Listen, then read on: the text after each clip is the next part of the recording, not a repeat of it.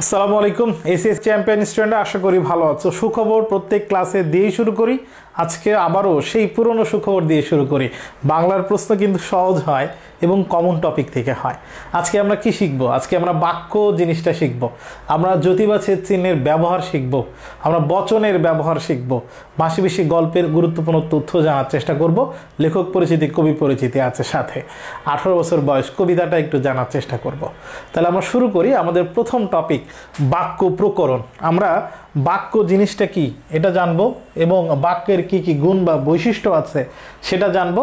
বাক্যের কোন কোন দোষ হলে, ভুল হলে বাক্য তার যোগ্যতা হারাবে সেগুলো জানবো।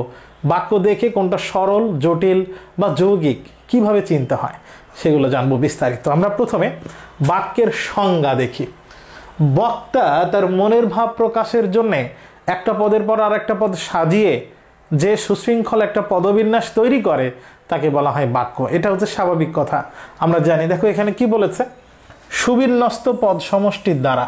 খুব সুন্দর করে সাজানো আছে, একটার পর একটা কিভাবে হবে সেটা সুন্দর করে সাজানো আছে। বক্তা তার মনের ভাব প্রকাশ করবে।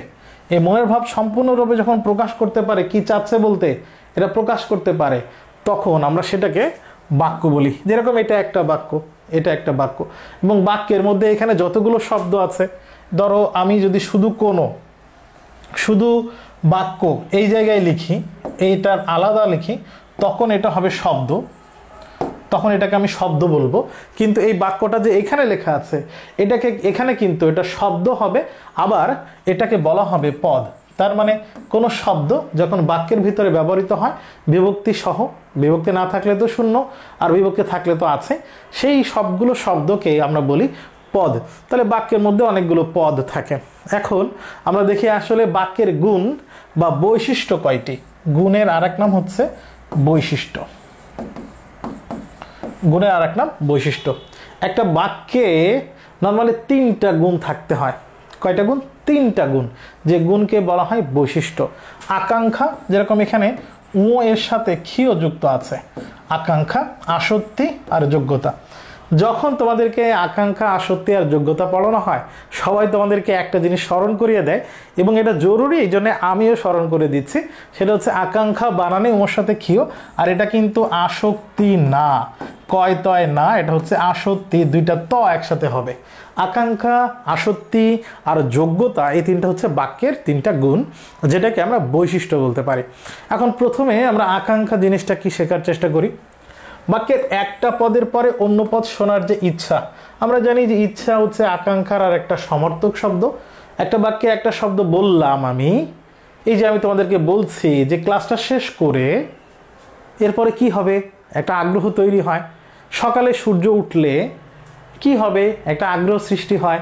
একটা অংশের পরে এরপরে কি হবে, একটা পদের পরে অন্য একটা পদ শোনার যে ইচ্ছা, যে ঝোঁক, এটাকে বলা হয় আকাঙ্ক্ষা। চন্দ্র পৃথিবীর চারিদিকে, এরপরে কি হবে বলা নেই। মা শিশুকে চাঁদ দেখাচ্ছে নাকি চাঁদ খাওয়াচ্ছে, এটা বলা নেই। এই যে একটা অংশের পরে কি হবে, এই ধরনের গুণকে বলা হবে আকাঙ্ক্ষা। এরপরে আসক্তি। আসক্তি হচ্ছে ব্যাকরণের ভাষায় বলে বাক্যের সুশৃঙ্খল পদবিন্যাস। বাক্যের যে পদগুলো ব্যবহার করা হবে সে পদগুলো সুশৃঙ্খলভাবে, খুব সুন্দর করে শৃঙ্খলার সাথে একটার পর একটা সাজাতে হবে। বাক্যের এরকম সুশৃঙ্খল পদের বিন্যাসকে বলা হয় আসক্তি। যেরকম পৃথিবীর চন্দ্র চারিদিকে ঘোরে, এসব বাক্যটা হওয়া উচিত ছিল কি, এই বাক্যটা হওয়া উচিত ছিল চন্দ্র পৃথিবীর চারিদিকে ঘোরে। মা চাঁদ শিশুকে দেখাচ্ছেন, এটা হওয়া উচিত ছিল মা শিশুকে চাঁদ দেখাচ্ছেন। সব থেকে এলোমেলো দেখো, কাল বিতরণী হবে আমাদের স্কুলে পুরস্কার অনুষ্ঠান, এটা হওয়া উচিত ছিল এরকম, কাল আমাদের স্কুলে, কাল আমাদের স্কুলে পুরস্কার, পুরস্কার বানানে কিন্তু দন্তস্ব ক, কাল আমাদের স্কুলে পুরস্কার বিতরণী অনুষ্ঠান হবে। কাল আমাদের স্কুলে পুরস্কার বিতরণী অনুষ্ঠান হবে। বাক্যটা এরকম হলে শব্দগুলো এলোমেলো থাকে না, খাপ ছাড়া লাগে না, সুন্দর করে সাজানো। বাক্যের এই গুণটাকে বলা হয় আসক্তি। এরপরে বাক্যের সব থেকে গুরুত্বপূর্ণ যে গুণ সেটা হচ্ছে যোগ্যতা। আমি সুন্দর করে সাজালাম, সবগুলো শব্দ বা পদ দিয়েছি, কিন্তু যে ক্রিয়াটা আমি ব্যবহার করেছি ওই কর্তা সাথে ওই ক্রিয়ার কোনো সম্পর্ক আছে কিনা, কর্তা ওই ক্রিয়াটা করতে পারে কিনা, বাক্যের সবগুলো শব্দের একটার সাথে আর একটা সুন্দর একটা মিল, সেই মিলটা থাকতে হবে এবং সে মিলটা হতে হবে বাক্যের অন্তর্গত এবং ভাবগত মিল। একটা শব্দের সাথে আর একটা শব্দের ভাব মিলবে এবং অন্তর্গত অর্থবোধক হতে হবে। এই মিলটাকে বলা হয় যোগ্যতা। যেটা যদি আমি এরকম বলি যে গরু আকাশে ওড়ে, গরু আকাশে ওড়ে, এখানে আমি ক্রিয়া ব্যবহার করেছি ওড়ে, কর্তা হচ্ছে গরু। গরু কি আকাশে উঠতে পারে না, তাহলে বাক্যের এইখানে যে গুণটা বাক্য হারাবে সেটা হচ্ছে যোগ্যতা। বর্ষা রৌদ্র প্লাবনের সৃষ্টি করে। প্লাবন মানে আমরা যদি বলি বন্যা, রোদ দিয়ে কি বন্যা হয়? উত্তর হচ্ছে না, রোদের কেন বন্যা হবে? তাহলে বর্ষা রৌদ্র কখনো প্লাবন সৃষ্টি করতে পারবে না। তাহলে বাক্যের শব্দগুলো একটার সাথে আরেকটার অর্থগত এবং ভাবগত মিল থাকতে হবে, এইটাকে বলা হয় যোগ্যতা। আমরা এখন কিছু ভুল পড়ব, যে বাক্যের মধ্যে কিছু ভুল হইতে পারে। এই ভুলগুলো যদি কোনো বাক্যের মধ্যে থাকে তাহলে বাক্য তার শেষ গুণটি যোগ্যতাটা হারাবে। প্রথম, তাহলে আমি এখন যে ভুলগুলো দেখাচ্ছে এই ভুলগুলো যদি বাক্যে থাকে কোন গুণ হারাবে, এটা তোমাদের প্রথম হোমওয়ার্ক। তাহলে হোমওয়ার্ক 1 সেটা হচ্ছে বাক্যে যদি দুর্বোধ্যতা থাকে, যদি উপমার ভুল থাকে, যদি বাহুল্য দোষ থাকে, যদি বাগধারা শব্দ পরিবর্তন হয়ে যায়, যদি গুরুচণ্ডালী দোষ থাকে, তাহলে বাক্য তার কোন গুণটা হারাবে, সেটা হচ্ছে যোগ্যতা হারাবে। এটা হচ্ছে তোমাদের প্রথম হোমওয়ার্ক। আজকের ক্লাসে নিচে কমেন্ট করবা, লিখবা। দেখো প্রথমে বলেছে দুর্বোধ্যতা। দুর্বোধ্যতা মানে হচ্ছে বিসর্গ বোধ্যতা। বোধ্যতা মানে বোধ করা, বোঝা। মানে যেটা যায় না, তাহলে দুর্বোধ্যতা মানে যেটা বোঝা যায় না, যেটা বোঝা কঠিন। আমি যদি নিজেকে প্রমাণ করার জন্য আমি বিশাল জানি, এটা দেখানোর জন্য বাক্যের মধ্যে এমন কোনো শব্দ বা পদ ব্যবহার করি যে শব্দ বা পদ কেউ বোঝে না, জানে না, এরকম শব্দ বা পদ ব্যবহার করা যাবে না। প্রচলিত মানুষ বোঝে এমন শব্দ ব্যবহার করতে হবে বাক্যে। যেরকম এখানে বলেছে তুমি আমার সাথে প্রপঞ্চ করেছ। একজন আরেকজনের ছ্যাঁকা দিছে, ছ্যাঁকা খাইয়া ব্যাকা হইয়া ও খুব টালমাটাল অবস্থায় আছে। টালমাটাল অবস্থায় সে বলতেছে তুমি আমার সাথে প্রপঞ্চ করেছ। যে ছ্যাঁকা দিছে সে ভাববে কিরে, আমি তোর সাথে প্রতারণা করছি মানলাম, কিন্তু প্রপঞ্চ তো করি না, তো বুঝে না। এরকম অপ্রচলিত শব্দ ব্যবহার করা যাবে না। প্রপঞ্চ মানে মায়া বা চাতুরি করা বাংলায়, এটা অপ্রচলিত, এরকম শব্দ ব্যবহার করা যাবে না। এরকম শব্দ ব্যবহার করলে বাক্যটা দুর্বোধ্যতা নামক দোষে দুষ্ট হবে এবং যোগ্যতা হারাবে। 2 নম্বর হচ্ছে উপমার ভুল প্রয়োগ। উপমা মানে হচ্ছে তুলনা। উপমা মানে হচ্ছে তুলনা। আমি বাক্যে যদি এমন কোনো ঘটনা ঘটায় যে একটা জিনিসকে আমি আর একটা জিনিসের সাথে তুলনা করেছে, সেই তুলনাটা যথার্থ হওয়া লাগবে, বৈশিষ্ট্য মিল থাকা লাগবে। আমি বলে দিলেই হবে না এরকম যে ক্রিস গেল দেখতে চাঁদের মতো। ক্রিস গেল কি চাঁদের মতো চেহারা? না, এরকম ভুল উপমা ব্যবহার করা যাবে না। এখানে দেখো বলছে আমার হৃদয় মন্দিরে, এখানে হৃদয়কে মন্দিরের সাথে তুলনা করছে। তুলনা করে কি ঘটনা ঘটাইছে? আশার বীজ উক্ত হইল। তার মানে এখানে যা বলতেছে তার সরল বাংলা তর্জমা হইতেছে আমার হৃদয় মন্দিরে আশার বীজ বপন করা হয়েছে। দেখো হৃদয়কে যদি আমি মন্দির তুলনা করি, মন্দিরে কি কেউ বীজ বপন করে? না, তাহলে এই তুলনা ঠিক নেই। আমি যদি এরকম বলতাম যে আমার হৃদয় ক্ষেত্রে আশার বীজ উক্ত হইল, ক্ষেত্র মানে ক্ষেত, জমি, তাহলে আমি হৃদয়কে যদি ক্ষেতের সাথে তুলনা করি সেখানে আমি বীজ বপন করতে পারবো, কিন্তু হৃদয়কে মন্দিরের সাথে তুলনা করলে উপমাটা ভুল হবে। উপমার ভুল হলে বাক্য তার যোগ্যতা হারাবে। এরপরে বাহুল্য দোষ। বাহুল্য দোষ মানে বহু লেখা বা বলার কারণে, বেশি বলা বা বেশি লিখলে যে দোষ হবে সেটার নাম হচ্ছে বাহুল্য দোষ। আমরা অনেক সময় দেখি যে সকল আলেমগণ উপস্থিত ছিলেন, এই যে এখানে আছে সব আলেমগণ আমাদের সমর্থন দান করেন। সকল একটা বহু বচন, আবার গণ একটা বহু বচন, দুইটা বহু বচন একসাথে ব্যবহার করা যাবে না। আমরা দেখি লেখা থাকে সকল ছাত্রছাত্রীরা উপস্থিত। আজকে স্কুলে বা কলেজে সকল ছাত্রছাত্রীরা উপস্থিত ছিল। রা একটা বহু বচন, আবার সকল দুইটা বহু বচন একসাথে হবে না। দুইটা বহু বচন একসাথে হইলে এই দোষের নাম বাহুল্য দোষ।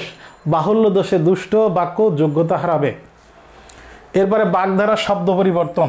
আমরা একটা বাগধারা জানি, গোফ খেজুরে। গোফ খেজুরে মানে কি? নিতান্ত অলস, খুবই অলস, এরকম হইলে সেটাকে আমরা বলি গোফ খেজুর। মানে লোকটার খেজুর খাইতে চায়, মুখের কাছে গোফের উপরে পড়ে আছে, এরপরে খাইতে পারে না, মানে এত আইলসে। এখন আমি বললাম খেজুর তো সৌদি আরবের ফল, আমি খেজুর বলবো না, আমাদের জাতীয় ফল, খুবই বিখ্যাত ফল। আমি বললাম গোফ কাঁঠালে, খেজুরের জায়গায় কাঁঠাল ব্যবহার করলাম, অর্থ কি ঠিক থাকবে? না, অর্থ ঠিক থাকবে না। তাহলে বাগধারার এই শব্দ পরিবর্তন করা যাবে না। দেখো, অরণ্যে রোদন, এখানে রোদন হবে না, রোদন। অরণ্য মানে জঙ্গল, আর রোদন মানে হচ্ছে কান্নাকাটি করা, ক্রন্দন করা, জঙ্গলে কান্নাকাটি করা। আমি বনের মধ্যে, জঙ্গলের মধ্যে বিপদের মধ্যে পড়ছি, কান্নাকাটি করে কোনো লাভ হবে না, নিষ্ফল আবেদন। তাহলে আমি ক্রন্দন, আমি অরণ্যে রোদন না বলে আমি বললাম রোদন মানে তো ক্রন্দন, তাহলে আমি বললাম অরণ্যে ক্রন্দন, শব্দ পরিবর্তন করা যাবে না। ঝাঁকের কই, একই স্বভাবভুক্ত, একই দলের। ঝাঁকের কই না বলে আমি যদি বলি ঝাঁকের তেলাপিয়া, বাগধারার শব্দ পরিবর্তন করা যাবে না। উপমার এই বাগধারার শব্দ পরিবর্তন করলে বাক্য তার যোগ্যতা হারাবে। এরপরে গুরুচণ্ডালী দোষ। গুরুচণ্ডালী দোষ মানে সাধু চলিত মিশ্রিত।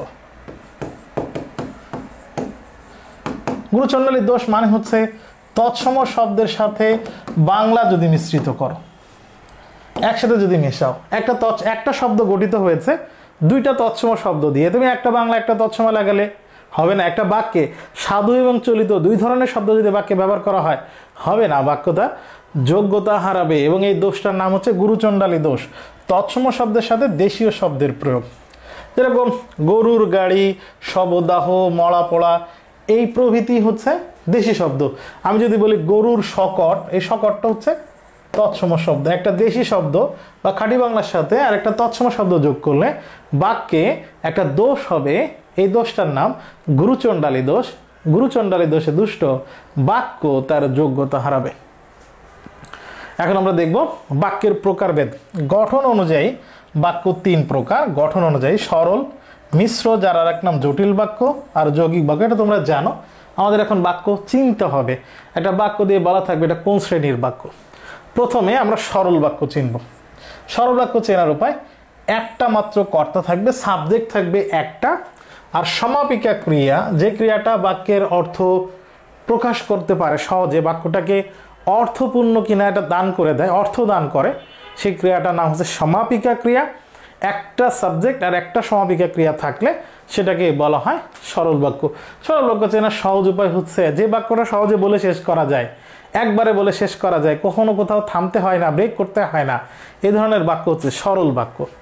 পুকুরে পদ্ম ফুল জন্মে, আমরা নর্মালি যত বাক্য বলে, আমি ভাত খাই, সে স্কুলে যায়, সে বই পড়ে, সে মানে পা পিছলে পড়ে, এই সবগুলো হচ্ছে সরল বাক্য। বৃষ্টি হচ্ছে, তোমরা বাড়ি যাও, খোকা সকালে স্কুলে গিয়েছেন, সবগুলো সরল বাক্য। একটি মাত্র কর্তা থাকবে আর একটা সমাপিকা ক্রিয়া থাকবে। অন্যভাবে যদি বলি তাহলে যে বাক্যটা জটিল না বা যৌগিক না, সেগুলো হচ্ছে সরল বাক্য। এই যে জটিল আর যৌগিক বাক্যর চিহ্ন যদি না থাকে তাহলে সেটা সরল বাক্য। তাইলে জটিল আর যৌগিক বাক্যের তো কিছু চিহ্ন আছে যেটা দেখে চেনা যায়, আর যেখানে ওই চিহ্ন থাকবে না সেগুলো সরল বাক্য। এবার দেখি জটিল আর যৌগিক বাক্য চেনার আসলে চিহ্নগুলো কি। মিশ্র বাক্য, যার আরেক নাম জটিল বাক্য। জটিল বা মিশ্র বাক্যের আমরা উদাহরণগুলো দেখি যে কিভাবে চেনা যায়। যে পরিশ্রম করে সেই সুখ লাভ করে। এখানে প্রধান বাক্য দেখা যাচ্ছে যে সেই সুখ লাভ করে, এবং নির্ভরশীল বাক্য যে পরিশ্রম করে। তা মুখ দেখেই বুঝেছি, এটা হচ্ছে প্রধান বাক্য। সে যে অপরাধ করেছে, এই যে সে, যিনি তিনি, যা তা, যেমন তেমন, যত তত, যেমন তেমন, যা তা, যিনি তিনি, এই ধরনের বাক্যে থাকা যে সিম্বলগুলা, এই ধরনের সিম্বল বা সংকেত থাকলে সেই ধরনের বাক্যকে বলা হয় জটিল বা মিশ্র বাক্য। এই কারণে এখানে লেখা আছে জটিল বা মিশ্র বাক্য চেনার উপায়। জটিল বা মিশ্র বাক্যের মধ্যে যে সে, যা তা, যখন তখন, যেখানে সেখানে, যেমন তেমন, যদি, তাহলে, যত তত, এগুলো থাকে। এবং বাক্যের একটা অংশ আরেকটা অংশের উপরে নির্ভর করে। একটা প্রধান অংশ থাকে এবং অপ্রধান অংশ, খণ্ডবাক্যটি ওই প্রধান বাক্যের অংশের উপরে নির্ভর করে। সব কিছু আমরা ভুলে গেলেও যদি আমরা এই সিম্বলগুলো মনে করি, এই নকশাগুলো দেখতে পারি, এই সংকেতগুলো মনে রাখতে পারি, এই সংকেতগুলো থাকলেই সেই বাক্যকে জটিল বা মিশ্র বাক্য বলে। যৌগিক বাক্য নর্মালি বাক্যের মধ্যে এবং, ও, আর, আবার, কিন্তু, অথচ, নতুবা, সুতরাং, অধিকন্তু এই যে বিষয়গুলো, এই শব্দগুলো যেগুলোকে আমরা বলি অব্যয়, এগুলো থাকলে সেই বাক্যকে বলা হয় যৌগিক বাক্য। এবং যৌগিক বাক্যের একাধিক অংশ আলাদা আলাদা স্বাধীন থাকে। যেরকম তিনি আমাকে টাকা দিলেন একটি স্বাধীন বাক্য, বাড়ি যেতে বললেন এটা একটা স্বাধীন বাক্য। আলাদা আলাদা স্বাধীনভাবে অর্থ সম্পন্ন করতে পারে এবং মাঝখানে কনজাংশন এবং, তাই, কিন্তু, তবে এইগুলো থাকে যৌগিক বাক্যে।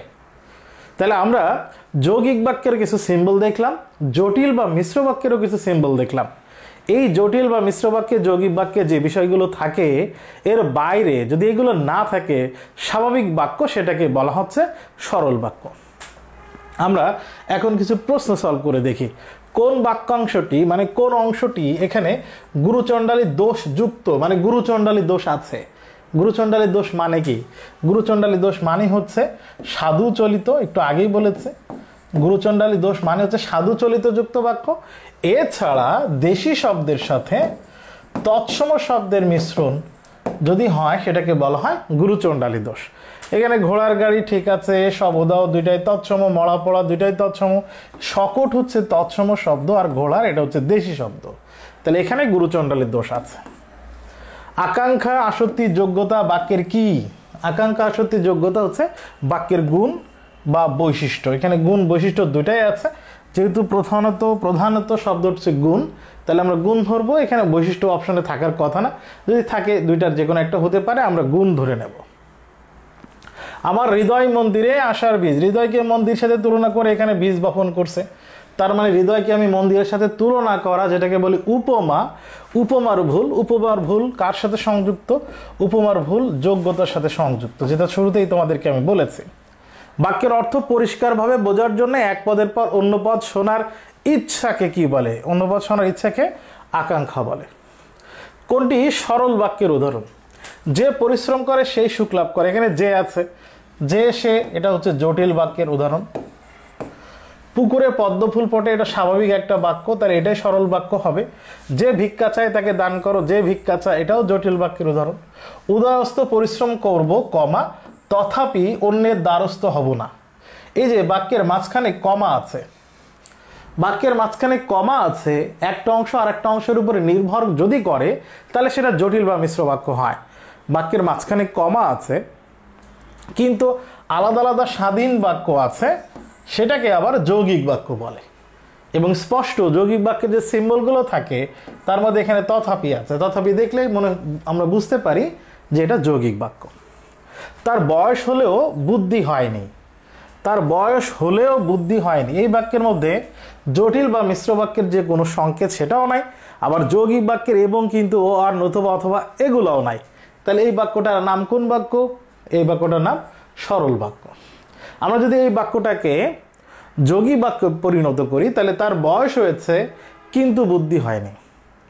আমরা যদি এটাকে জটিল বা মিশ্র বাক্যে নিয়ে যাই তাহলে যদিও তার বয়স হয়েছে কমা দিয়ে কিন্তু তার বুদ্ধি হয়নি অথবা বুদ্ধি হয়নি, এভাবে বলে সেটা জটিল বা মিশ্র বাক্য হয়ে যায়। কোনটি জটিল বাক্য? লেখাপড়া করে যেই বা যে, গাড়ি ঘোড়া চড়ে সেই বা সে, তাহলে এখানে যে, সে, যেই, সেই আছে, এটা জটিল বা মিশ্র বাক্য। তোমাকে সাথে নিয়ে আমি ঢাকা যাব, এটা সরল বাক্য, এরকম কোনো সিম্বল নাই। তোর বয়স হয়েছে কিন্তু বুদ্ধি হয়নি, কিন্তু আছে, তাহলে এটা যৌগিক বাক্য। আমি বহু কষ্টে এই পর্যন্ত এসেছি, এটা স্বাভাবিক বাক্য, মানে এটা সরল বাক্য। আমি বহুবার স্কুল পালিয়েছি কিন্তু রবীন্দ্রনাথ হতে পারিনি, কিন্তু গঠন অনুসারে বাক্যের ভাগ হলে এটা যৌগিক বাক্য বলে। তোমাদের একটা জিনিস বিগত বছরের প্রশ্ন সলভ করার সময় একটু ঝামেলায় তোমরা পড়ো বা অনেকেই বলো যে সরল বাক্য, মিশ্র বাক্য, জটিল বাক্য। এখানে জটিল আর মিশ্র দুইটাই অপশনে আছে, নাম তো একই। জটিল আর মিশ্র অপশনে যদি দুইটাই থাকে মনে রাখবে প্রথমত তাহলে ওটা উত্তর হওয়ার কথা না, সরল হবে অথবা যৌগিক হবে। আর যদি ঘটনাক্রমে দুর্ঘটনাক্রমে জটিল বা মিশ্র বাক্য উত্তর হয় তাহলে যে কোনো একটা দিলে হবে। যে পরিশ্রম করে সেই সুখ লাভ করে, যে আছে সেই আছে, তাহলে এটা জটিল বা মিশ্র বাক্য। হাতিগুলো আকাশে উড়ছে, এখানে ক্রিয়া হচ্ছে উড়ছে আর কর্তা হচ্ছে হাতি। তাহলে বাক্যের একটা পদের সাথে আরেকটা পদের অর্থগত এবং ভাবগত কোনো মিল খুঁজে পাওয়া যাচ্ছে না। তাহলে এখানে কোন গুণের অভাব আছে? এটা যোগ্যতার অভাব আছে। এই ছিল বাক্যের বিগত বছরের প্রশ্ন, ভালো করে সলভ করতে হবে। নবম দশম শ্রেণীর ব্যাকরণ বইয়ে বাক্যের যে উদাহরণ আছে, বাক্য থেকে প্রশ্ন আসলে এগুলো থেকে আসার সম্ভাবনাই বেশি। আচ্ছা, এরপরে আমরা জ্যোতি বা ছেদ চিহ্ন পড়বো। এটা তোমাদের জন্য খুবই অগুরুত্বপূর্ণ একটা টপিক, বলা যায় যে এটা তোমাদের জন্য প্রয়োজনীয় না, পড়তে হবে না, তোমরা চাইলে এটাকে বাদ দিবে। তবে জ্যোতি বা ছেদ চিহ্ন রিটেনে যুক্ত হতে পারে, যদিও ক ইউনিটে এখান থেকে রিটেনের সাথে যুক্ত কোনো কিছু আসেনি, তবে বি এবং আগে যে ডি ইউনিট ছিল এখন তো নাই, সেখানে বা একটা প্যাসেজে যে শুদ্ধিকরণের প্রশ্ন আসে সেখানে বিরাম চিহ্নের ব্যবহারটা কাজে লাগে। এই কারণে জ্যোতি বা ছেদ চিহ্নের বেশ কিছু অংশ, বেশ কিছু ব্যবহার আমরা শিখব। খুব অল্প করে গুরুত্বপূর্ণ জায়গাগুলো একটু দেখার চেষ্টা করব। জ্যোতি চিহ্ন বা বিরাম চিহ্ন, যার আর এক নাম হচ্ছে ছেদ চিহ্ন। বাক্যের মধ্যে এই চিহ্নগুলো ব্যবহার করে থামতে হয়, কতটুকু থামতে হবে সেই চিহ্ন প্রকাশের জন্যেই এই জ্যোতি বা ছেদ চিহ্ন ব্যবহার করা হয়। এবং এই চিহ্নগুলো কেন ব্যবহার করা হয়? বাক্যের অর্থ পরিষ্কারভাবে সুস্পষ্টভাবে প্রকাশের জন্য। এখানে আমরা কয়েকটা তথ্য, বাংলা ভাষায় 20টির মতো জ্যোতি চিহ্ন আছে। এই তোমাদের জ্যোতি চিহ্ন ছেদ চিহ্ন 12টি, 10টি, 11টি, এটা নিয়ে অনেক তথ্য বিভ্রান্তি আছে, এটা পড়তে হবে না, কারণ এটা বিগত বছরে প্রশ্ন ঘাটলে দেখবা যে এটা নর্মালি আসে না। বাক্য শেষে ব্যবহার্য জ্যোতি চিহ্ন বাক্যের শেষে ব্যবহৃত হয়, যেটাকে বলা হয় প্রান্তিক বিরাম চিহ্ন। প্রান্তিক জ্যোতি চিহ্ন বা বিরাম চিহ্ন, প্রান্তিক বিরাম চিহ্ন হচ্ছে 4টি, বাক্যের ভিতরে ব্যবহার করা হয় 10টি, আর বাক্যের আগে পরে ব্যবহার করা যায় এরকম আছে 6টি। আমরা এখানে চিহ্নগুলো একটু দেখি কতটুকু থামতে হয়। কমা, যেটাকে বাংলায় বলে পাদচ্ছেদ, নিচের দিকে ব্যবহার করা হয়, এই জন্য নাম পাদচ্ছেদ। এক বলতে যত সময় লাগে। সেমিকোলন, এটাও এক বলার দ্বিগুণ সময়, সেমিকোলন দেখতে এরকম। দাড়ি বা পূর্ণচ্ছেদ চিনি আমরা 1 সেকেন্ড। প্রশ্নবোধক চিহ্ন, বিস্ময় চিহ্ন। কোলন দেখতে এরকম, ড্যাশ, কোলন ড্যাশ এরকম, হাইফেন ছোট আর ড্যাশ কিন্তু একটু বড়। ইলেক বা লোভ চিহ্ন উপরে ব্যবহার করা হয় বর্ণের লোভ বোঝাতে, যেরকম তোমার পরে আমার অগাধ বিশ্বাস। এই যে ইংরেজিতে অ্যাপোস্ট্রফি এস এর মতো বাংলায় ব্যবহার করা হয় তোমার পরে আমার অগাধ বিশ্বাস। মূলত এখানে মূল শব্দটা হচ্ছে তোমার উপরে আমার অগাধ বিশ্বাস। এই যে একটা বর্ণের লোভ ঘটেছে, বর্ণ বিশেষের লোভ বোঝাতে ইলেক, যার বাংলায় নাম হচ্ছে লোভ চিহ্ন, এটা ব্যবহার করা হয়। উদ্ধৃতি চিহ্ন 2টা, একটা দিয়ে শুরু একটা দিয়ে শেষ, শব্দের ক্ষেত্রে ব্যবহৃত হয়, আর 2টা দিয়ে শুরু 2টা দিয়ে শেষ, এটা বাক্যের ক্ষেত্রে ব্যবহৃত হয়। এই কোন জ্যোতি চিহ্নে থামার প্রয়োজন হয় না, এই টাইপের প্রশ্ন হতে পারে। এছাড়া ধাতু দ্যোতক চিহ্ন, মানে ধাতু সৃষ্টি হয়েছে, ধাতু প্রকাশ করেছে এমন চিহ্ন আছে, এই চিহ্নটাকে বলা হয় ধাতু প্রকাশক। পরবর্তী রূপবোধক, মানে এই যে চিহ্নটা, যে পাশে হা করা থাকবে বড় অংশ, ওইটা মূল শব্দ, আর এই পাশের শব্দটা ওই শব্দ থেকে উৎপত্তি হয়েছে। এই যে 4টা চিহ্ন, এই 4টা চিহ্নকে আবার বলা হয় ব্যাকরণিক চিহ্ন। ব্যাকরণিক চিহ্ন, ব্যাকরণে ব্যবহার করা হয় এমন চিহ্ন হচ্ছে 4টি। বর্জন চিহ্ন মানে এখানে আর লেখা হয়নি, সংক্ষেপ চিহ্ন মানে ডট, বিকল্প চিহ্ন মানে স্ল্যাশ। এই চিহ্নগুলা কতটুকু থামতে হয়, কি নাম সেটা জানা দরকার, এছাড়া ব্যবহারও জানা দরকার। স্লাইডে বেশ টোটাল ব্যবহার দেওয়া হয়েছে। দেখো, বাক্য পাঠকালে সুস্পষ্ট অর্থ বিভাগ দেখানোর জন্য স্বল্প বিরতির প্রয়োজন হলে কমা ব্যবহার করে। সুখ চাও, সুখ পাবে পরিশ্রম, একটু থেমেছে। পরস্পর সম্পর্কযুক্ত একই বিশেষ্য বা বিশেষণ যদি পরপর থাকে, সেগুলোর মাঝখানে কমা ব্যবহার করা হয়। সম্বোধন করা, কাউকে ডেকেছো, এই রহিম এদিকে আয়, ওই রহিমের পরে কমা চিহ্ন ব্যবহার করা হয়। এরকম বেশ কিছু উদাহরণ, বেশ কিছু ব্যবহার দেওয়া হয়েছে, এটা একটু দেখা দরকার। সেমিকোলন, যার আর এক নাম অর্ধচ্ছেদ, কমা অপেক্ষা একটু বেশি বিরতি দিতে হলে সেমিকোলন দিতে হয়। যেরকম আরাফি এসেছিল কিন্তু খাবার খায়নি, তাহলে একটু বেশি প্রয়োজন হলে। দাড়ি বা পূর্ণচ্ছেদ, একবার পরিপূর্ণ ছেদ করা, একবার থেমে যাওয়া, দাড়ি বা যার আর এক নাম পূর্ণচ্ছেদ। দাড়ি বানানে কিন্তু চন্দ্রবিন্দু আছে। বাক্যের পরিসমাপ্তি বোঝাতে এটা ব্যবহার করা হয়। প্রশ্নবোধক চিহ্ন, বিস্ময় বা সম্বোধন চিহ্ন বা বিস্ময়বোধক চিহ্ন। কোলন, এটা দেখতে হচ্ছে এরকম, মাঝখানে ফাঁকা নেই। যদি মাঝখানে ফাঁকা থাকে তাহলে এটাকে আমরা বিসর্গ বলি, এটা কিন্তু মাথায় রাখা দরকার। আমরা এলোমেলো লিখি আসলে। একটি অসম্পূর্ণ, এটা অপূর্ণ হবে না, হ্যাঁ, একটি অপূর্ণ বাক্যের পর অন্য একটি বাক্যের অবতারণা করতে কোলন ব্যবহার করা হয়। এরপরে ড্যাশ, কোলন, ড্যাশ, হাইফেন বা সংযোগ চিহ্ন, ইলেক বা লোপ চিহ্ন, উদ্ধরণ চিহ্ন, যুগল উদ্ধরণ চিহ্ন এক বা দুইটা, বন্ধনী চিহ্ন যেটাকে আমরা ব্র্যাকেট বলি। ব্র্যাকেট 3 ধরনের আছে, বিকল্প চিহ্ন, এখানে ব্যবহারগুলো একটু দরকার। দেখি আমরা বিগত বছরে এই টপিক থেকে আসলে প্রশ্নটা কি হয়। কমার আর এক নাম কি? কমার আর এক নাম যেহেতু নিচের দিকে ব্যবহার করা হয়, তাহলে কমার আর এক নাম হচ্ছে পাদুচ্ছেদ। কোন বিরাম চিহ্নে বিরাম নিতে হয় না? আমরা জানি একটা শব্দের সাথে আর একটা শব্দের মিল, মাঝখানে চিহ্ন ব্যবহার করা হয়, এই চিহ্নের নাম হাইফেন। হাইফেন চিহ্নে কখনো থামতে হয় না। একাধিক স্বাধীন বাক্যকে একটি বাক্য লিখলে সেগুলোর মাঝখানে কি চিহ্ন ব্যবহার করা হয়?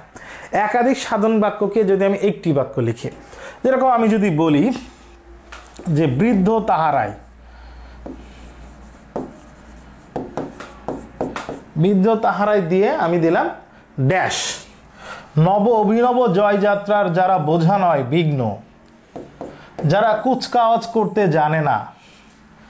এরকম একটা বাক্যকে বোঝানোর জন্য, বৃদ্ধ কারা এই জিনিসটাকে বোঝানোর জন্য আমি একাধিক বাক্য ব্যবহার করলাম সমজাতীয়, একই রকম। এই প্রত্যেকটা স্বাধীন বাক্যকে যেহেতু একই ধরনের, এর মাঝখানে যে চিহ্ন ব্যবহার করেছি আমি, এই চিহ্নের নাম হচ্ছে সেমিকোলন। তাহলে এটা হচ্ছে সেমিকোলন হবে। কোলন চিহ্ন হচ্ছে, কোলন কোনটা? এটা হচ্ছে বিসর্গ আর এটা হচ্ছে কোলন। এখন কোলন চিহ্ন কিন্তু আমরা ভুল করে দিই, এবং বিগত বছরের প্রশ্নে আমরা এই যদি বা ছেদ চিহ্নের প্রশ্ন যদি দেখি, তাহলে অনেকবার দেখেছি যে এই প্রশ্নটা এসেছে। তাহলে কোলন চিহ্ন কোনটা এটা আমাদের দেখা দরকার। সম্বোধন পদে কোন জ্যোতি চিহ্ন বসে? আমি কাউকে ডেকেছি, সম্বোধন করেছে, কোন চিহ্ন বসে? কমা চিহ্ন বসে। আচ্ছা, এরপর আমরা শিখব বচন। বচনও তাই তোমাদের জন্য অগুরুত্বপূর্ণ। বচন থেকে প্রশ্ন যে হবে না এটাও বলা যাবে না, আর যে হবেই এটা বলাটাও যাবেই না। তো আমি নর্মালি হবেই এরকম টপিকগুলো আমার বেশি করে পড়া দরকার। তোমাদের জন্য খুবই গুরুত্বপূর্ণ যে টপিকগুলো আমি বেছে দিয়েছি, তোমরা ওই প্রস্তুতি নিবে। যদি ওই প্রস্তুতি শেষ হয়ে যায়, ভালো পারো, তাহলে কিছু অগুরুত্বপূর্ণ টপিক পড়বে, তার মধ্যে বচন একটি। বচন থেকে প্রশ্ন আসলে কি আসে সেটা দেখি। আর যদি বচন পড়ো, তাহলে আমি যেটুকু বোঝাচ্ছি শুধু এইটুকু পড়লেই হবে, আর বিগত বছরের প্রশ্ন পড়লেই হবে। বচন হচ্ছে বিশেষ্য আর সর্বনাম পদের হয়। আমরা পদ যে 5 প্রকার আছে, বিশেষ্য, বিশেষণ, সর্বনাম, অব্যয়, ক্রিয়া। ক্রিয়ার তো একবচন বহুবচন নেই। তারপরে অব্যয় তো পরিবর্তনই হয় না, ক্রিয়ারও তো একবচন বহুবচন নেই। তাহলে বাকি আছে কি? বিশেষণ। বিশেষণের কখনো পরিবর্তন হয় না। তাহলে বিশেষ্য আর সর্বনামের বহুবচন হয়। যদিও সংস্কৃত ব্যাকরণে বিশেষণেরও লিঙ্গান্তর বা বহুবচন আমরা অনেক সময় কবিতার ক্ষেত্রেও দেখে দিতে পারি। তাহলে শুধু মনে রাখতে হবে দুইটা পদেরই শুধু এক বচন থেকে বহুবচন হওয়া সম্ভব, সেটা হচ্ছে বিশেষ্য আর সর্বনাম। এই জন্য বলেছে কেবল বিশেষ্য আর সর্বনামের বহুবচন হয়, এক বচন বহুবচন হয়। রা, এরা, গুলাগুলি, এগুলা বহুবচনবাচক শব্দ ছাড়া সব, সকল, সমুদায়, কুল, বৃন্দ, মণ্ডলী, বর্গ। এখন বচন থেকে ইম্পর্টেন্ট হচ্ছে কোন বহুবচনবাচক শব্দটি কোন শব্দের শেষে যুক্ত হয় এটা জানা। দেখি আমরা কিছু উদাহরণ। এরকম গণ, বৃন্দ, মণ্ডলী, বর্গ এগুলা উন্নত প্রাণীবাচক বা ব্যক্তিবাচক শব্দের সঙ্গে শুধু যুক্ত হয়। যেরকম দেবগণ, নরগণ, সুধীবৃন্দ, শিক্ষক মণ্ডলী, পণ্ডিত বর্গ, মন্ত্রীবর্গ। তাহলে গণ, বৃন্দ, মণ্ডলী, বর্গ এই 4টা উন্নত প্রাণী আর ব্যক্তিবাচকের সাথে যুক্ত হয়। এরপরে বস্তু আর প্রাণীবাচক শব্দের সঙ্গে যুক্ত হয়, এরকম আছে 4টা।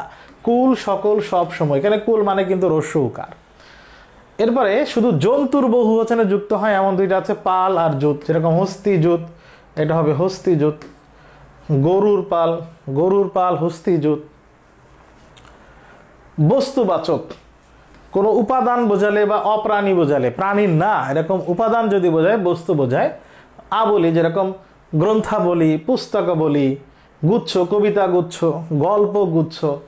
দাম, কুসুম দাম, তার মানে কুসুম ফুল বহুবচন হইলে। নিকর, কমল নিকর, মেঘপুঞ্জ, পর্বতমালা, তারকারাজি, বালি রাশি, কুসুম নিচয়। কোনটার সাথে কোনটা যায় এটা খুবই ইম্পর্টেন্ট, এবং বেশি ইম্পর্টেন্ট হচ্ছে এই জায়গাটা। যদি বচন পড়ো তাহলে এই জায়গাটা গুরুত্ব দিয়ে পড়বা। আমরা বিগত বছরের প্রশ্ন সলভ করলে দেখতে পাবো যে আসলে প্রশ্ন কীরকম হয়। কোনটি সমষ্টিবাচক নয়? নিকর এটা সমষ্টি হতে পারে, নিচয় হতে পারে বস্তু, দামও হতে পারে, কিন্তু এখানে যে কুল লেখা আছে দীর্ঘকার দিয়ে, এই কুল মানে হচ্ছে তীর। মূলত কুল যেটা বহুবচনের শব্দ আছে সেটা হচ্ছে কয়, হ্রস্বকার লকুল। এই জন্য এটা সমষ্টিবাচক না। এবার দেখি কেবল উন্নত প্রাণীর বহু বচনে যুক্ত হয়। সকল, নিচয়, বর্গমালা। উন্নত প্রাণী গণ, বৃন্দ, মণ্ডলী, বর্গ, চারটার মধ্যে এখানে বর্গ আছে অপশনে। সংখ্যাবাচক শব্দ, যে শব্দ সংখ্যার ধারণা দেয় সেটাকে বলা হয় সংখ্যাবাচক শব্দ। বচন যেরকম অগুরুত্বপূর্ণ টপিক, সংখ্যাবাচক শব্দ তাই। সংখ্যাবাচক শব্দ সংখ্যার ধারণা দেয়। সংখ্যাবাচক শব্দ 4 প্রকার, সেই 4 প্রকারের নামগুলো গুরুত্বপূর্ণ। সংখ্যার ধারণা দিবে। অঙ্কবাচক, আমি যদি এরকম অঙ্কে লিখি এটাকে অঙ্কবাচক বলে। পরিমাণ বা গণনাবাচক, যখন আমি এটাকে কথায় লিখব তখন এটাকে বলে পরিমাণ বা গণনাবাচক। ক্রম বা পূরণবাচক, স্থান নির্ধারণ। একটা প্রতিযোগিতা হলো, 4 জনের মধ্যে একজন প্রথম স্থান লাভ করেছে, তখন আমরা এক না বলে সেটাকে বলি প্রথম। এই স্থান নির্ধারণ সেটাকে বলা হয় ক্রম, যার আর এক নাম পূরণবাচক। এরপর তারিখের ক্ষেত্রে মাসের প্রথম তারিখকে কি বলে, যদি এখন এটা ব্যবহার করা হয় না, পহেলা, 2কে দোসরা, 3কে তেসরা, চৌথা, এই যে শব্দগুলো ব্যবহার করা হয়। সংখ্যাবাচক শব্দ থেকে এই নামগুলো একটু গুরুত্বপূর্ণ। চৌথা শিকি পোয়া কাকে বলে, তেহাই কাকে বলে, পোয়া কাকে বলে, দেড় কাকে বলে, আড়াই কাকে বলে। আমি আগে একটা হোমওয়ার্ক দিয়েছি, তাহলে এইটা পোস্ট করার পরে তোমাদের 2 নম্বর হোমওয়ার্ক হচ্ছে তেহাই। এই জিনিসটা কাকে বলে আমি দেখাবো, তো তোমরা ক্লাস যখন করবে কমেন্ট সেকশনে তেহাই জিনিসটা কি এটা লিখবে, অবশ্যই লিখবে। চৌথা শিকি বা পোয়া, আমি 1 পোয়া চিনি কিনতে গেছি, তার মানে 1 কেজির 4 ভাগের 1 ভাগ আমাকে দিবে, তাহলে চৌথা শিকি পোয়া মানে হচ্ছে 4 ভাগের 1 ভাগ। 3 ভাগের 1 ভাগকে বলা হয় তেহাই, যেটাকে আমরা বলি 1-এর 3, এটা হচ্ছে 1-এর 4। পোয়া তো দেখালাম 4 ভাগের, আচ্ছা এখানে পোয়া হবে না, এটা হবে পৌনে। পৌনে হচ্ছে 4 ভাগের 3 অংশ। আমি যদি বলি পৌনে 8টা বেজেছে, তার মানে 7টা বেজে 3 ভাগ হয়ে গেছে আর 1 ভাগ বাকি আছে, তাহলে 4 ভাগের 3 ভাগ, যেটাকে আমরা 3-এর 4 বলতে পারি, এটাকে বলা হয় পৌনে। দেড় আমরা জানি, দেড়টা 1-এর পরে আর অর্ধেক হলে সেটাকে দেড় বলে, আর 2-এর পরে আর অর্ধেক হলে সেটাকে আড়াই বলে। কোনটার নাম এটা একটু দেখা দরকার। প্রথম, ষষ্ঠ, একবিংশ এগুলো কোন ক্রমবাচক? প্রথম, দ্বিতীয়, তৃতীয়, চতুর্থ, পঞ্চম, এভাবে যদি আমরা যেতে থাকি আমরা পাবো ষোড়শ, সপ্তদশ, অষ্টাদশ, ঊনবিংশ, বিংশ, 30কে আবার বলে ত্রিংশ, 29কে বলে ঊনত্রিংশ, 40কে বলে চত্বারিংশ। বিগত বছরের প্রশ্ন সলভ করলে বি ইউনিটে একবার আসছে 40-এর ক্রমবাচক সংখ্যার নাম কি, চত্বারিংশ। 50কে বলে পঞ্চাশোত্তম। এই নামগুলো ক্রমবাচক আমরা একটু জেনে রাখতে পারি। চত্বারিংশ এটা বিগত বছরের প্রশ্ন। চত্বারিংশ কোন সংখ্যা কাপক? চত্বারিংশ হচ্ছে 40-এর ক্রমবাচক শব্দ।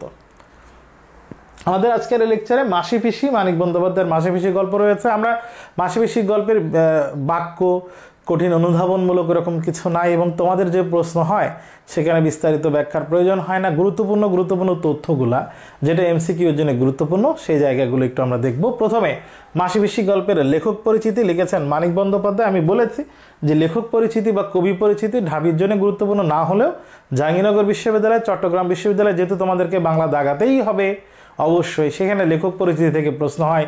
ইভেন গুচ্ছতেও লেখক পরিচিতি থেকে প্রশ্ন হয়। লেখক পরিচিতিতে বোর্ড বইয়ে যতটুকু আছে তার মধ্যে থেকে প্রশ্ন হবে। সব থেকে ইম্পর্টেন্ট কোনটা মনে আছে? বারবার বলেছি, প্রত্যেকটা লেকচারে বলা হয় লেখক পরিচিতি থেকে সব থেকে ইম্পর্টেন্ট হচ্ছে তার সাহিত্যকর্ম। কোন উপন্যাস লিখেছেন, কোন গল্প লিখেছেন, কোন গল্পের জন্য উনি পুরস্কার পেয়েছেন, কোনটি উপন্যাস, কোনটি কাব্যগ্রন্থ, কোনটি প্রবন্ধ, এই যে লেখাটা থাকে। আর একটা জিনিস ইম্পর্টেন্ট হচ্ছে তার জন্মস্থান। মানিক বন্দ্যোপাধ্যায় বিহারের সাঁওতাল পরগনার দুমকায় জন্মগ্রহণ করেছেন। মানিক বন্দ্যোপাধ্যায় মরেছেন, মানে ডাক নাম কি, বাবার নাম কি দিয়েছে, এই টাইপের তথ্য খুব একটা গুরুত্বপূর্ণ না। অতসীমামা লিখে তিনি খ্যাতি অর্জন করেন।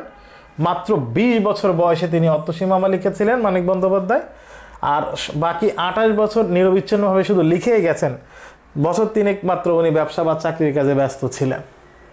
উপন্যাস আর ছোট গল্প এখানে অনেক কিছু লিখেছেন, প্রায় 40টির মতো উপন্যাস লিখেছেন, 300 ছোট গল্প আছে। মানিক বন্দ্যোপাধ্যায় তার লেখার মধ্যে কোন বিষয়টি তুলে ধরতো? মানিক বন্দ্যোপাধ্যায়ের লেখার মধ্যে এই যে লেখক মানুষের জগৎ তথা অন্তর্জীবনের রূপকার ছিলেন। মানিক বন্দ্যোপাধ্যায় ব্যক্তিগত জীবনে একজন বিজ্ঞানের ছাত্র ছিলেন, এই জন্য উনি মানুষের বাস্তব জিনিসটা বিজ্ঞানের নিরিখে দেখার চেষ্টা করতেন, মানুষের ভিতরের জগৎ বোঝার চেষ্টা করতেন। তারা অনেক লেখায় এটা আমরা দেখেছি। সমাজ বাস্তবতার শিল্পী, উনি সমাজের বাস্তব জিনিসকে তুলে ধরার চেষ্টা করতেন, এই জন্য ওনাকে শিল্পী বলা হয়, সমাজ বাস্তবতার শিল্পী। জননী, দিবারাত্রি কাব্য, পদ্মা নদীর মাঝি, পুতুল নাচের ইতিকথা, চিহ্ন প্রভৃতি এগুলো তার উপন্যাস। তার ছোট গল্পের মধ্যে আছে প্রাগৈতিহাসিক, সরীসৃপ, সমুদ্রের স্বাদ, কুষ্ঠরোগীর বউ, টিকটিকি, হলুদ পড়া, আজকাল পরশুর গল্প, হারানের নাজ্জামাই। এই গল্পগুলো খুবই সুন্দর। মানিক বন্দ্যোপাধ্যায়ের ছোট গল্পগুলো খুবই সুন্দর। এটা পড়লে রবীন্দ্রনাথের পরে মানিকের ছোট গল্প পড়ে বেশ মজা পাওয়া যায়। 1956 খ্রিস্টাব্দে উনি মৃত্যুবরণ করেছেন। লেখক পরিচিতি থেকে নমুনা প্রশ্ন দেখতে পারি আমরা। মানিক বন্দ্যোপাধ্যায়ের বিখ্যাত উপন্যাস নয়। দেখো প্রশ্নে যখন কোনটি তার গল্প বা কোনটি এটা আর কোনটি নয়, এটা অনেক সময় কিন্তু আমাদের মিসিং হয়ে যায়, আমরা ওটা স্কিপ করে চলে যাই। এটা গুরুত্ব দিয়ে পড়া দরকার। জননী এটা উপন্যাস, পুতুল নাচের ইতিকথা, দেবারাত্রি কাব্য সব ঠিক আছে, কিন্তু পদ্মা নদের মাঝি এখানে লেখা আছে, এটা হবে পদ্মা নদীর মাঝি। যদিও এই টাইপের ভুল থাকে না, কিন্তু উপন্যাসগুলোর নাম আমরা এই প্রশ্নের মাধ্যমে পড়ে ফেলতে পারি। মানিক বন্দ্যোপাধ্যায় কত সালে মৃত্যুবরণ করেন? 1956 সালে মৃত্যুবরণ করেন। এখন আমরা মাসিপিসি গল্পের পাঠ পরিচিতি দেখি। পাঠ পরিচিতি থেকে গুরুত্বপূর্ণ তথ্য হচ্ছে মাসিপিসি গল্পের কলকাতার পূর্বাশা পত্রিকায় এটা প্রকাশিত হয় চৈত্র সংখ্যায়। এটা পরে পরিস্থিতি নামক তার গল্পগ্রন্থে সংকলিত করা হয়। বাংলাদেশে আমরা যে গল্পটি পড়ছি, বাংলাদেশের প্রকাশক ঐতিহ্য প্রকাশনের মানিক রচনাবলীর 5ম খণ্ড থেকে এটা নেওয়া হয়েছে। আমরা জানি যে এখানে পিতা মাতাহীন একজন মেয়ে তরুণী তার স্বামীর হাতে যে নির্মম নির্যাতনের শিকার হয়েছে, যেটাকে বলে আলহাদি তার নাম, সেটা এখানে চিত্রিত হয়েছে তাকে বাঁচানোর জন্য, এবং নিজেদেরও জীবিকা অর্জন বা নিজেদের জীবন বাঁচানোর তাগিদে মাসি এবং পিসি এই দুইজনের যে গল্প, যে সংগ্রাম, এটাই মাসিপিসি গল্পের প্রধান বিষয়। মাসিপিসি গল্পে আলহাদি এই তরুণীর মাসি পিসি দুইজনই বিধবা আর নিঃস্ব। দেখো আহ্লাদি, বানান আহ্লাদি, কিন্তু উচ্চারণ করতে হচ্ছে আলহাদি। এখানে হ এবং ল যুক্ত হয়েছে, কিন্তু ল এর উচ্চারণটা আগে হবে, কারণ বর্ণমালা পড়ার সময় আমরা লটা আগে পড়ি। বুদ্ধিদীপ্ত ও সাহসী সংগ্রাম পরিচালনা করে গল্পটিকে তাৎপর্যপূর্ণ করে তুলেছে আলহাদি, কিন্তু আলহাদিকে ঘিরে মাসি আর পিসির যে সংগ্রাম, সেটাই গল্পকে তাৎপর্যপূর্ণ করে তুলেছে। অত্যাচারী স্বামী আছে, লালসা উন্মত্ত জোরদার দারোগা, গুন্ডা বদমাস এর আক্রমণ থেকে আলহাদিকে বাঁচানোর জন্য দায়িত্বশীল আর মানবিক জীবনযুদ্ধ মাসি এবং পিসির, সেটা আমরা এখানে দেখতে পেয়েছি। দুর্ভিক্ষের মর্মস্পর্শ স্মৃতি, জীবিকা নির্বাহের কঠিন সংগ্রাম, নারী হয়ে নৌকা চালনা এবং সবজির ব্যবসা, এগুলো যে এই গল্পটিকে বিশেষভাবে তাৎপর্যপূর্ণ করে তুলেছে। মাসিপিসি গল্পটিকে তাৎপর্য করে তুলেছে কোন চরিত্র? আমরা জানি আহ্লাদি চরিত্রটাই তাৎপর্যপূর্ণ করে তুলেছে। মাসিপিসি গল্পটি প্রথম প্রকাশিত হয় পূর্বাশা পত্রিকায়। এবার আমরা কিছু গুরুত্বপূর্ণ তথ্য, গল্পের সারাংশ, গল্পের টোটালটা আমরা যাব, কিছু গুরুত্বপূর্ণ অংশ দেখার চেষ্টা করব।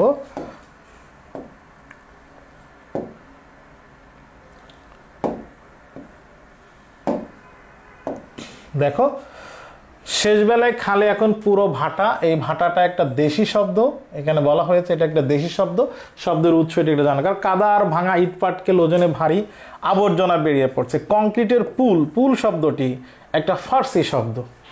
এরপরে খালের ধারে লাগানো সালতির কথা বলা হয়েছে এখানে, শব্দত অংশ, শব্দ থেকে এটা খুবই ইম্পর্টেন্ট। সালতি বোঝায় আটি বাঁধা খড় 3 জনের মাথায় চড়ে গেছে। কতজনের কথা বলা হয়েছে? জমা হচ্ছে উপরের মস্ত গাদার কথা বলা হয়েছে।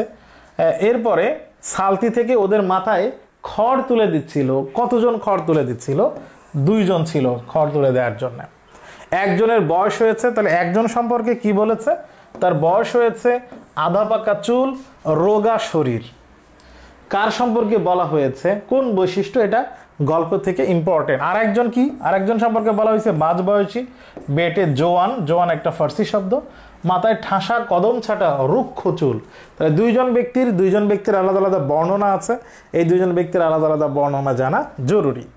কুলের তাল দিয়ে ভাটার টানে ঠেলে এগিয়ে সরু লম্বার আরেকটি সালতি, দোহাত চওড়া হয় নাই, দোমাতা দাঁড়িয়ে দুজন প্রৌঢ়া বিধবা। প্রৌঢ়া মানে হচ্ছে মধ্যবয়সী, 45-50-এর বেশি, আবার 60-এর বেশি না, এরকম মাঝখানের বয়সকে বলা হয় প্রৌঢ়া। তাদের মাসি পিসি সম্পর্কে বলা হয়েছে লগি ঠেলছে, ময়লা মোটা থানের আঁচল দুজনেরই কোমরে বাঁধা ছিল। মাঝখানে গুটিসুটি হয়ে বসে আছে অল্প বয়সে একটি বউ, যার নাম আহ্লাদি। গায়ে জামা আছে নকশাপাড়ের সস্তা সাদা শাড়ি। তাহলে এমসিকিউ এর জন্য এই জায়গাটা খুবই গুরুত্বপূর্ণ। সেটা আহ্লাদি সম্পর্কে বলা হয়েছে গায়ে জামা আছে নকশাপাড়ের সস্তা সাদা শাড়ি। কোন রঙের শাড়ি? সাদা শাড়ি। আকসার থমথমে গড়ন, গোলগাল মুখ। যদি সকল গল্প কবিতা পড়ার পরে এরকম বলা হয় যে আকসার থমথমে গড়ন গোলগাল মুখ, কার সম্পর্কে বলা হয়েছে? আহ্লাদি সম্পর্কে বলা হয়েছে। আচ্ছা, কৈলাস গেল। কৈলাস বাহকের মাথায় খরচা পথে ব্যস্ত ছিল। মাসি পিসির গলা ঝরঝরে। কাদের গলা ঝরঝরে? মাসি পিসির। আওয়াজ একটু মোটা, একটু ঝংকার আছে। মাসি বড় সালতির খড় ঠেকানো বাঁশটা চেপে ধরে থাকে, আর পিসি লগি, যেটা বাংলা শব্দ, লগি হাতে নিয়ে বয়ে থাকে। প্রথম দৃশ্যে মাসি সম্পর্কে এবং পিসি সম্পর্কে কি বলা হচ্ছে? খড় তুলে দিতে সাজ বা সন্ধ্যা হয়ে এলো। একটু মনে হয় চা খেতে গিয়েছিল, চায়ের দোকানে যোগুর সাথে দেখা হয়েছে। হাতে 2টা পয়সা রে তোমারই স্বভাব বিগড়ে যায় কৈলাস। তোমারও স্বভাব বিগড়ে যায়, পয়সা হলে স্বভাব বিগড়ে যায়। কার সম্পর্কে বলা হয়েছে? কৈলাস সম্পর্কে। এখানে যে মেয়া শব্দটা, এখানে মূলত মেয়েকে আঞ্চলিক ভাষায় মেয়া বলা হয়েছে। মাসি বলে পেটে শুকিয়ে লাথি ঝাঁটা খেতে, কলকে পড়া ছ্যাঁকা খেতে। আমরা জানি যে আহ্লাদিকে নির্যাতন করা হতো এবং সেই নির্যাতনের দৃশ্য, নির্যাতনের কিছু বিষয়, কিভাবে নির্যাতিত হতো তার কিছু উদাহরণ এখানে দেওয়া হয়েছে। খুঁটির সাথে দড়ি বাঁধা হয়ে থাকতে তো দিনভর রাতভর। জামাই আদরে তাকে ছাগলটা বেচে পর্যন্ত খাওয়াইছিল। জামাই আদরের কিছু নমুনা প্রমাণ এখানে দেওয়া হয়েছে। বুড়ো রহমান এক খড় চাপিয়ে যায় বাহকদের মাথায়, চুপচাপ শুনে যায় এদের কথা। ছলো চোখে একবার তাকে আহ্লাদিকে দেখে তার মেয়ের কথা মনে পড়েছে, তাই বলেছে তার মেয়েটা শ্বশুর বাড়িতে মরেছে অল্প দিন আগে। আহ্লাদিকে দেখে বুড়ো রহমান তার মেয়ের কথা স্মরণ করছে। কিছুতেই যেতে চায়নি মেয়েটা, দাপাদাপি করে কেঁদেছে যাওয়া ঠেকাতে। ছোট্ট অবুঝ মেয়ে, তার ভালোর জন্য তাকে জোর জবরদস্তি করে পাঠানো হয়েছে। আহ্লাদির সাথে তার চেহারার মিল থাকার কারণে বুড়ো রহমান তার মেয়ের কথা মনে করে। বিষয়টা যদি এরকম ভাবি তাহলে না, চেহারার কোনো মিল নেই। বয়সে সে ছিল অনেক ছোট, চেহারা ছিল অনেক বেশি রোগা। এই বাক্যটাকে আমরা যদি বলি কোন বাক্য? বয়সে সে ছিল অনেক ছোট, চেহারা ছিল অনেক বেশি রোগা। তাহলে এই বাক্যে কোনো সিম্বল নেই, তারপর এটা যৌগিক বাক্য হবে। কারণ আমরা জানি কমা হচ্ছে যৌগিক বাক্যের একটা সিম্বল। কমা হচ্ছে যৌগিক বাক্যের একটা সিম্বল। আলাদা আলাদা স্বাধীন বাক্য। দেখো, বয়সে সে ছিল অনেক ছোট, এটা একটা স্বাধীন বাক্য, মানে অর্থ প্রকাশ করতে পেরেছে। চেহারা ছিল অনেক বেশি রোগা, এটাও অর্থপূর্ণ বাক্য। আলাদা আলাদা একাধিক অর্থপূর্ণ বাক্য কমা দেয়া থাকলে সেটা যৌগিক বাক্য হয়। আহ্লাদির ফ্যাকাশে মুখে তারই মুখের ছাপ। তাইলে তার নিজের মেয়ের বয়স ছোট ছিল, আহ্লাদির সাথে তার চেহারার মিল নেই। তারপরে মনে পড়ে কারণ অত্যাচারিত, নির্যাতিত হয়ে আহ্লাদির যে ফ্যাকাশে চেহারা, এই চেহারার সাথে বুড়ো রহমানের মেয়ের মিল আছে। শহরের বাজার একটি ফার্সি শব্দ। তরিতরকারি, ফলমূলের দাম একটা গ্রিক শব্দ, এর মূল হচ্ছে গ্রিক থেকে এসেছে। বাজারে গিয়ে বেঁচে আসে তার কিছু রোজগার হচ্ছে ফার্সি শব্দ। সেই থেকে শুরু হয় গেরস্তের বাড়তি শাকসবজি ফলমূল নিয়ে মাসি পিসির সালতি বেয়ে শহরের বাজারে গিয়ে বেঁচে আসা। জীবন সংগ্রামের জন্য মাসি পিসি প্রথম কখন শুরু করেছিল পেশাজীবী হতে, সেই সংগ্রামের কথা এখানে আছে। গায়ের বাবু বাসিন্দারাও নগদ একটা আরবি শব্দ, পয়সার জন্য। জিনিস একটা আরবি জিনিস হচ্ছে আরবি ভাষার শব্দ। আহ্লাদি কোথাও পাঠানোর কথা তারা ভাবতেও পারে না, বিশেষ করে খুনেদের হাত থেকে কখনো মেয়ে তারা পাঠাতে পারে, মানে যে নির্যাতনের শিকার হয়েছে আহ্লাদি, এই জন্য তারা পাঠাতে চায় না। যাওয়ার কথা ভাবলেই মেয়ে যখন আতঙ্কে পাশুটে মেরে যায়, তাহলে মুখ তার বিবর্ণ হয়ে যায়। জমি জমা এই শব্দটি ফার্সি আর আরবি। জমি আর জমা একটা হচ্ছে ফার্সি শব্দ আর একটা হচ্ছে আরবি শব্দ। আচ্ছা, এই গোকুলের কবলে পড়ছে মুফতে মানে ফার্সি, যা পাওয়া যায় মানে ফ্রিতে, ইন দ্য মিন টাইম যদি কোনো কিছু পাওয়া যায়। যোগুর প্রবল লোভ, তার লোভের বশবর্তী, মানে লোভ এই চরিত্রের বৈশিষ্ট্যের অধিকারী হচ্ছে যোগু। মাসি বলে 4 মাসে পড়লে আর কটা দিন বা মা মাসির কাছে রইতে হয়, এই সময়টা মানে অন্তঃসত্ত্বা হয়েছে, অন্তঃসত্ত্বা কত দিনে? 4 মাসের। ছেলের মুখ দেখে পাষাণ নরম হয়, জানিস আল্লাদি? সন্তান হলে মানে পাষাণ বলে যোগুকে উদ্দেশ্য করে বলেছে, পাষাণের মুখও নরম হইতে পারে। বাড়ি ফিরে দ্বীপ জেলে মাসি বেশি রান্নাবান্নার স্বার্থে লেগে যায়, নিজেকে তার ছেঁচড়া নোংরা নর্দমার মতো লাগে। কার সম্পর্কে বলা হয়েছে সেই সাথে একটু দরকার। শ্বশুর বাড়ির লাঞ্ছনা সহিত যোগুর লাথি খেত। যোগুর লাথি শ্বশুর বাড়ির লাঞ্ছনা, এখানে লাঞ্ছনা বানান এবং যুক্ত বানানটা একটু দেখার দরকার। ঈষৎ তন্দ্রার ঘরে শিউরে ওঠে। আল্লাদিকে যে নির্যাতনের শিকার হতে হয়েছে সে এখানে এসেও মাঝে মাঝে রাতে শিউরে ওঠে, সে যন্ত্রণার কথা, সেই নির্যাতনের কথা মনে করে। শেষের দিকে আমরা দেখি বাইরে থেকে হাঁকাশে কানাই চৌকিদার ডাক দেয়। সরকার ফার্সি বাবুর সঙ্গে বাজারের তোলা নিয়ে ঝগড়া করতে অর্ধেক জীব বেরিয়ে গেছে দুজনের। কার? মাসি এবং পিসির। শুক্লপক্ষের একাদশীর উপোস করেছে তারা দুজনে গতকাল। আজ দ্বাদশী, জ্যোৎস্না বেশ উজ্জ্বল। তাহলে যেদিন শেষে সংগ্রামের যে একটা ঘটনা আমরা দেখতে পাই সেদিনকার দিন ছিল দ্বাদশী, জ্যোৎস্না বেশ উজ্জ্বল ছিল। কানাইয়ের সাথে গোকুলের যে 3 জন পেয়াদা এসেছিল, কানাইয়ের সাথে গোকুলের আরো 3 জন পেয়াদা এসেছিল। পেয়াদা একটা ফার্সি শব্দ। কানাই বলে কাছারি বাড়ি যেতে হবে, কানাই বলে দারোগা বাবু এসে বসে আছেন, বাবুর সাথে যেতে হবে, একবার হবে গো দিদি ঠাকুর মাসি বেশিকে বলেছে। এখানে হুকুম শব্দটা, হুকুম আরবি শব্দ, আদালত সংশ্লিষ্ট, আদালত, হুকুম, আসামি, এই ইজলাস, এই সবগুলো হচ্ছে আরবি শব্দ। পথের পাশে ডোবার ধারে কাঁঠাল গাছের ছায় 3-4 জন ঘুপটি মেরেছিল। ওই 3-4 জন ঘুপটি মেরেছিল কাঁঠাল গাছের তলায়। ওরা যে গায়ের গোন্ডা সাধু বৌদ্ধ ওসমানেরা তাতে সন্দেহ নেই। তাহলে সাধু বৌদ্ধ ওসমানেরা গায়ের গোন্ডা চরিত্রের প্রতিনিধি। কানাই আর পেয়াদা কনস্টেবলের সঙ্গে কাছারিতে যেতে হবে, এই কথা যখন বলা হলো মাসি তখন বটিটা নিয়ে আসছে। নিয়ে বটি একটা দেশি ভাষার শব্দ। দেশি শব্দগুলো আমরা জানি কিছু শব্দের মূল থেকে উৎপত্তি হয়, সেটা হচ্ছে মুন্ডারি ভাষার শব্দ। রামদার কথা বলা হয়েছে এখানে। রাম দা, রাম সংস্কৃত শব্দ, আর দা হচ্ছে খাঁটি বাংলা বা বাংলা শব্দ। কানাই কর্তাকে বলো মেয়ে নোকের এত রাতে কাছারির বাড়ি যেতে লজ্জা করে। এটা উত্তর কে দিয়েছিল? এই প্রতিবাদের সুরে বলেছিল মাসি। বিনা পরামর্শে মাসি পিসি হঠাৎ গলা ছেড়ে দেয়। প্রথমে শুরু করে মাসি, তাহলে গলা ছেড়ে চিৎকার বা প্রতিবাদ শুরু করেছিল প্রথমে মাসি, এরপর যোগ দেয় পিসি। আশেপাশে যত বাসিন্দা আছে সকলের নাম ধরে গলা ফাটিয়ে তারা হাঁক দেয়। দেখো তোমাদের অনেক প্রশ্ন আছে এই গল্প পড়ার সময়, কোনটা মাসি করছে, কোনটা পিসি করছে, কার সম্পর্কে বলা হয়েছে। অ্যাডমিশনে এই টাইপের প্রশ্ন হয় না, তো এইটা নিয়ে তোমাদের টেনশন করতে হবে না। বিতর্কিত প্রশ্নে দেখবা, বিতর্কিত প্রশ্ন অ্যাডমিশনে অ্যাভয়েড করা হয়। তাহলে যেগুলো নিশ্চিত ইম্পর্টেন্ট এই তথ্যগুলো আমাদের আগে পড়ে ফেলতে হবে। আলহাদি মাঝখানে গিয়ে শুয়ে ঘুম আসে না মাসি পিসির চোখে। তাহলে মাঝখানে শুয়ে রাখছে, সতর্কতা সেটা বুঝিয়েছে এখানে। বুকে নতুন জোর পায়, মাসি বলে জানো বেআইন ওরা ফের ঘুরে আসবে, মন বলছে। তাহলে আবার ঘুরে আসতে পারে, এই জন্যে তারা কিছু আগে থেকে কিছু সতর্কতা অবলম্বন করেছে। সহজে ছাড়বে কি? পিসি বলে তাই ভাবছিলাম মেয়েটাকে কুটুম বাড়ি সরিয়ে দেওয়ার। সোনাদের ঘরে মাঝরাতে আগুন ধরিয়ে দিয়েছিল। এর আগে ঘটেছে পাশে এই গুন্ডাদের ঘটনা, যে সোনাদের ঘর পাশে পাশে প্রতিবেশী, তাদের ঘরে আগুন ধরিয়ে দিয়েছিল।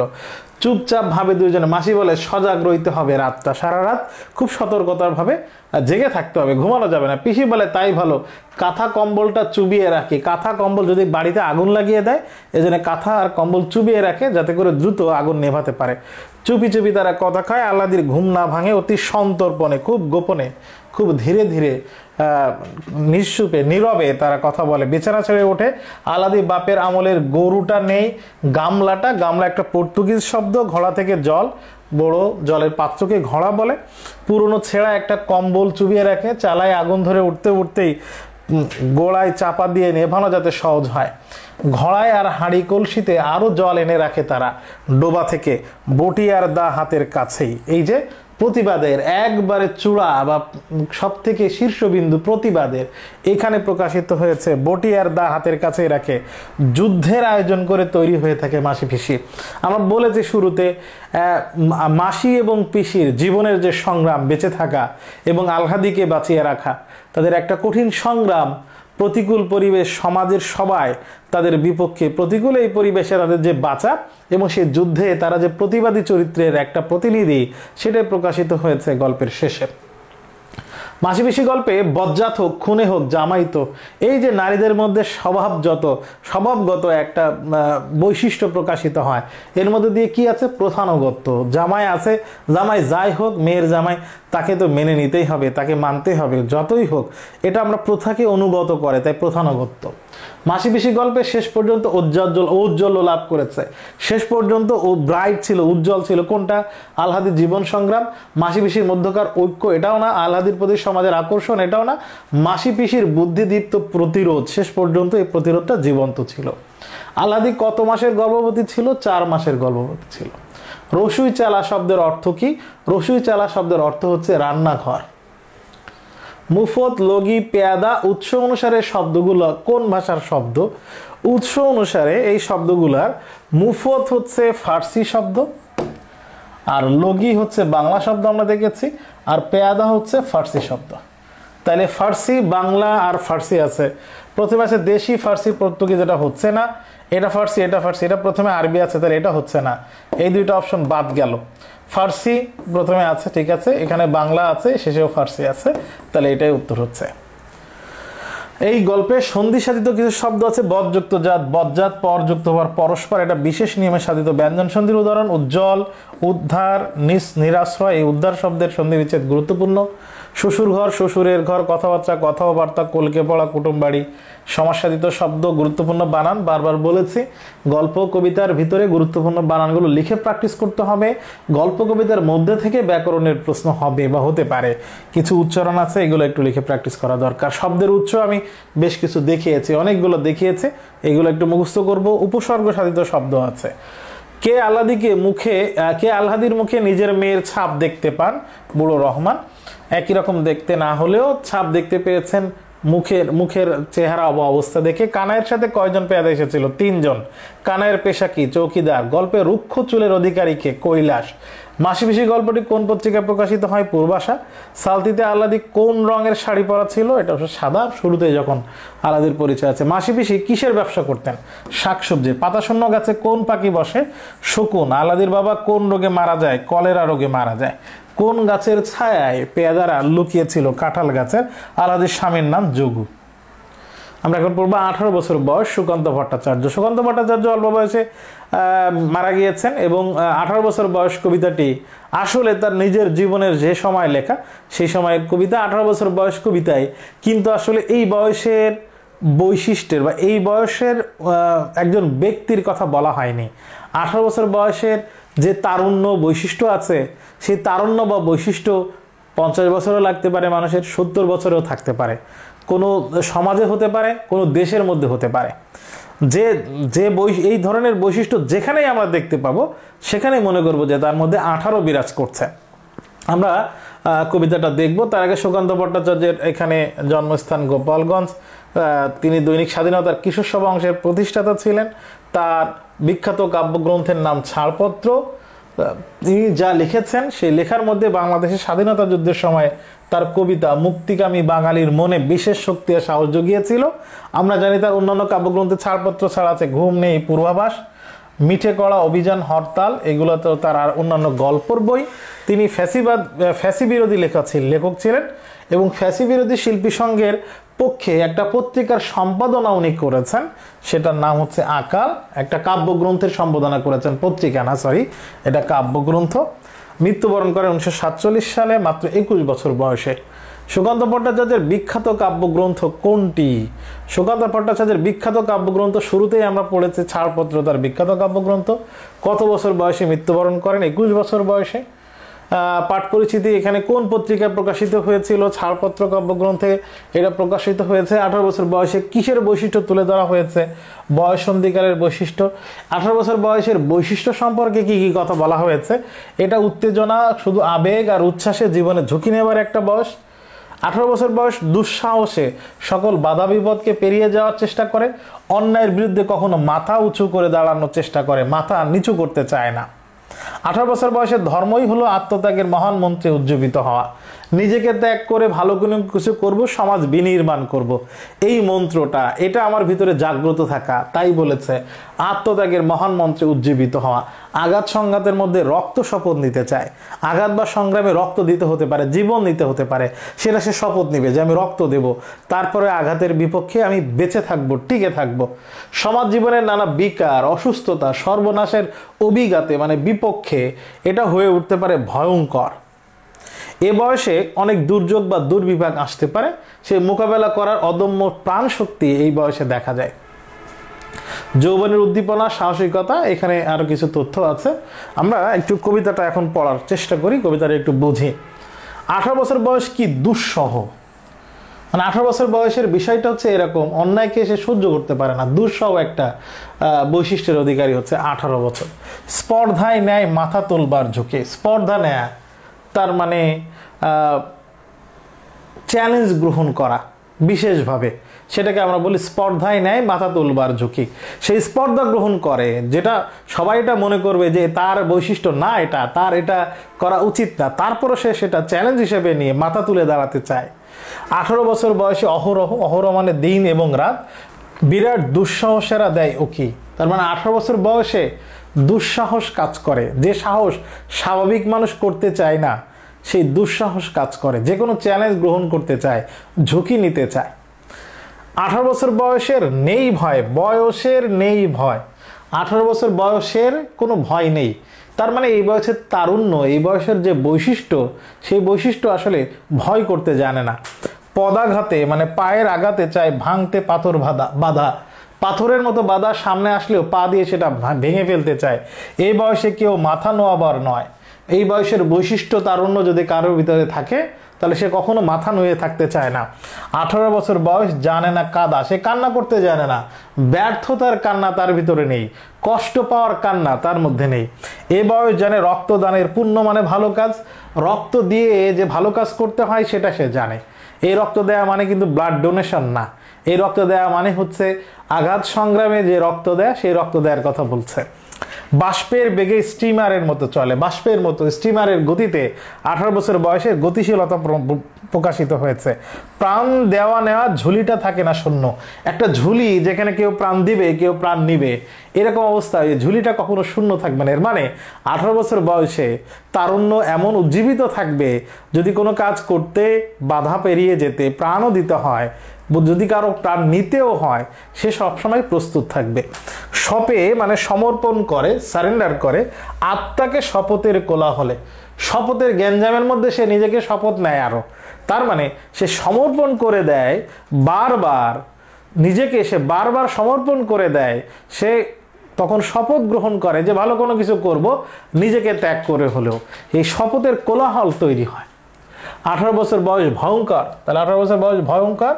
তাজা তাজা প্রাণে অসহ্য যন্ত্রণা, এই বয়সে যে তারুণ্য, এই বয়সের বৈশিষ্ট্য যাদের ধারণ করে যারা, তাদের প্রাণটা হচ্ছে তাজা, একবারে সজীব প্রাণ। অসহ্য যন্ত্রণা থাকে, তারা কষ্টকে সহ্য করতে পারে না, তারা নির্যাতন, নিপীড়ন, মানে সমাজের যত নেতিবাচক জিনিস আছে সেগুলো তারা সহ্য করতে পারে না। এ বয়স প্রাণ তীব্র আর প্রখর, এই বয়সের জীবনী শক্তি, এই বয়সের চালিকা শক্তি হচ্ছে খুব তীব্র, প্রচন্ড আর প্রখর, খুব খুব ধারালো। এ বয়স কানে আসে কত মন্ত্রণা। আমরা জানি এই বয়সের বৈশিষ্ট্যটা হচ্ছে এরকম, এই বয়সে চারিদিক থেকে বিভিন্ন রকম আমাদেরকে নেতিবাচক পথে পরিচালিত করার বিভিন্ন জিনিস, বিভিন্ন বিষয়, বিভিন্ন ঘটনা সামনে দেখতে পায়।